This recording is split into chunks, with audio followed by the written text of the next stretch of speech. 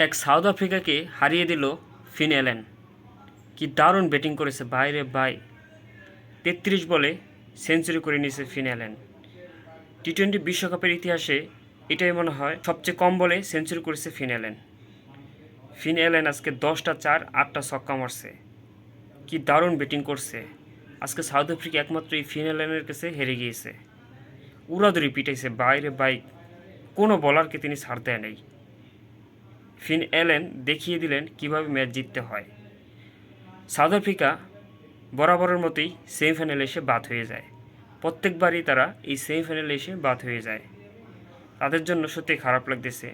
বিশেষ করে এবারে তারা যেভাবে শুরু করেছিল, ইন্ডিয়ার মতো দলকে তারা হারিয়েছিল খুব সহজে।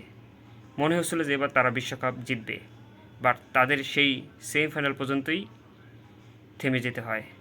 কিছু করার নেই। সাউথ আফ্রিকা তাদের ভাগ্যটাই খারাপ। নিউজিল্যান্ড যেভাবে ব্যাটিং করেছে সত্যি অসাধারণ। ফাইনালে নিউজিল্যান্ডের প্রতিপক্ষ ইন্ডিয়া হবে না ইংল্যান্ড হবে, কে হতে যাচ্ছে? কালকে দ্বিতীয় সেমিফাইনাল মুখোমুখি হতে যাচ্ছে ইন্ডিয়া ইংল্যান্ড।